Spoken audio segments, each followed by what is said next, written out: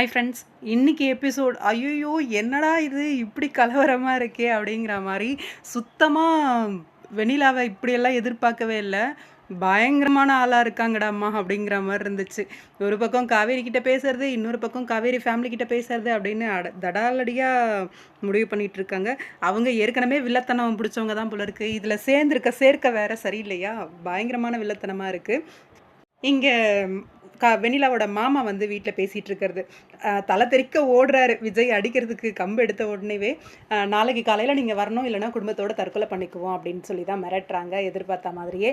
ஆனா அவரு சும்மா மிரட்டுறாரு பாட்டி, நீங்க அதுக்கெல்லாம் பயப்படாதீங்க அப்படிங்கிற மாரி. அந்த வெண்ணிலா சரியான பொண்ணு இல்லடா, எனக்கு ஆரம்பத்துல இருந்தே அந்த பொண்ண புடிக்காது அப்படிங்கிற மாரி பாட்டி. அப்ப கூட அந்த பொண்ண பத்தி தப்பா பேசக்கூடாது அப்படின்னு சொல்லி விஜய் வந்து, விடுங்க பாட்டி இப்ப அதெல்லாம் பேச வேண்டாம் அப்படின்ற மாரி தான் சொல்றாங்க. ஆ விஜய். என்ன இன்னமும் நம்புறீங்களா விஜய்? அப்படிங்கிற மாரி தான் இருந்துச்சு. இன்னொரு பக்கம் இங்க அத்தை வந்து ஊருக்கு கிளம்புறேன் அப்படின்னு கிளம்பிட்டு இருக்காங்க. கரெக்ட்டா வெண்ணிலா வந்து ஒரு பெரிய சம்பவத்த பண்ணிவிட்டு போயிட்டாங்க. காவேரிய பத்தியும், காவேரி ஃபேமிலிய பத்தியும் அவ்ளோ கீழ்த்தரமா, அவ்ளோ கேவலமா பேசுறாங்க. உண்மையா தனக்கு உதவி செய்ய ஏதோ ஒரு ஆசிரமத்தில இருந்த ஒரு பொண்ண கூட்டிட்டு வந்து அவ்ளோ உதவி பண்ணியிருக்காங்க காவேரி. எப்படி இவ்ளோ சீப்பான ஒரு மென்டாலிட்டியோட இருக்க முடியும் ஒரு பொண்ணால? அப்படின்ற மாரி யோசிக்க தோணுச்சு. அவ்ளோ கேவலமா பேசுறாங்க. அவ்ளோ நம்பிட்டாரு விஜய். வேற ஒண்ணும் கிடையாது. ஆனா, இப்போ ஓரளவுக்கு புரிஞ்சிருக்கும் அப்படின்னு நெனைக்கிறேன். வீட்டுக்காரம்மாலருந்து பக்கத்து வீட்டுக்காரங்கலருந்து எல்லாரும் வேடிக்கை பார்க்குற அளவுக்கு அசிங்கப்படுத்திட்டா. நாளைக்கு உங்களால எந்த கல்யாணத்தில எந்த பிரச்சனையும் வரக்கூடாது அப்படின்னு சொல்லிட்டு போயிட்டா. இன்னொரு பக்கம் விஜய்க்கு ஃபோன் பண்ணி காவேரியோட அம்மா வந்து திட்டுறாங்க. ஒழுங்கா என் பொண்ணுக்கு விவாகரத்து குடுத்துருங்க தம்பி. உங்ககிட்ட வந்து மாட்டிக்கிட்டு என் பொண்ணு முழிச்சிட்டு இருக்கா. பாவம் அவளையும் பார்த்து பேசியிருக்காங்க. அதே மாரி இங்கேயும் பார்த்து பேசியிருக்காங்க. எங்களால முடியல அப்படிங்கிற மாரி திட்டுறாங்க. விஜய் நான் கண்டிக்கிறேன் அவள அப்படின்ற மாரி சொல்றாரு. ஆனா நம்பிக்கை இல்ல இங்க காவேரியோட அம்மாக்கு.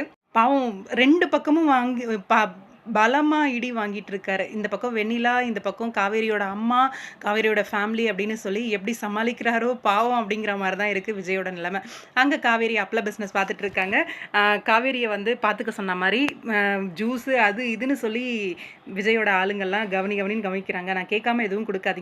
மத்ததெல்லாம் நான் பார்த்துக்கிறேன் அப்படிங்கிற மாரி அந்த விஜயோட அசிஸ்டன்ட்ஸ்லாம் இருக்காங்க இல்லையா? அவங்க கிட்ட வந்து காவேரி சொல்றாங்க. "ஓகே மேடம், நீங்க முதல்ல வெயில்ல நிக்காதீங்க, உட்காருங்க" அப்படின்னு சொல்றாங்க.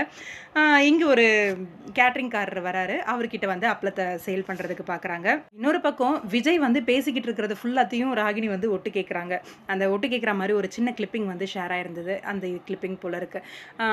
ஒட்டு கேட்டுட்டு பார்த்துடுறாரு விஜய். "இங்க வா ராகினின்னு" கூப்பிட்டு, "அஜய் எங்க? அஜய் நாளைக்கு இன்னைக்கு மதியானத்துக்குள்ள என்ன வந்து பார்க்கணும்" அப்படிங்கிற மாரி சொல்றாரு. அஜய் வருவாரான்னு தெரியல. நாளைக்கு மேரேஜ் அப்படிங்கிற மாரி ட்ராக் மூவ் ஆகுது. எனக்கு ரொம்ப டார்ச்சரா வந்து தலையில உட்காந்துக்கிட்டு இருக்க மாரி இருக்கு இப்போ விஜய்க்கு. இதை எல்லாத்தையும் எப்படி சமாளிக்க போறாரு அப்படிங்கிற ஒரு பெரிய பிரச்சனை இருக்கு. ப்ரீகேப்ல மறுபடியும் விஜய் வந்து இங்க காவேரியோட அம்மா கிட்ட வந்து பேசுற மாரி, மறுபடியும் நீங்க விவாகரத்து குடுத்துருங்க அப்படின்னு தான் சொல்றாங்க. அதே மாரி காவேரி கிட்டயும் போய் பேசுறாரு. என்ன நடக்க போகுதோ அப்படின்னு ஒரு பக்கம் பயம் இருக்கு. பார்க்கலாம், வெயிட் பண்ணி. உங்களோட கருத்து என்ன? இன்னைக்கு எபிசோட் பத்தி கமெண்ட் பாக்ஸ்ல சொல்லுங்க.